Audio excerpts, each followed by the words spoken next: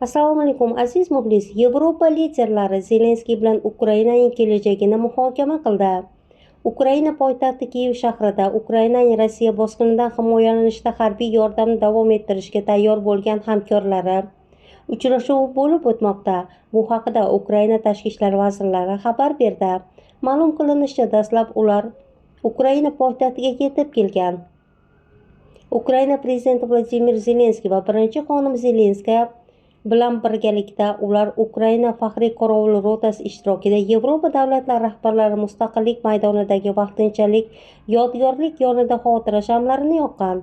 Shundan so'ng ko'ngillilar koalitsiyasi uchrashuvi boshlangan.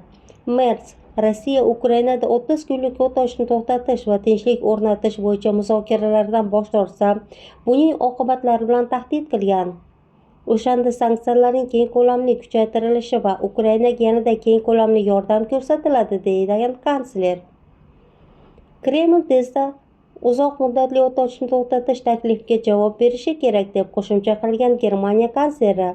Tashrif Moskvadagi keng ko'lamli harbiy paradda ishtirok etish uchun Rossiyaga o'nlab davlatlar rahbarlari tashrif buyurgandan bir kun o'tib bo'lib o'tdi.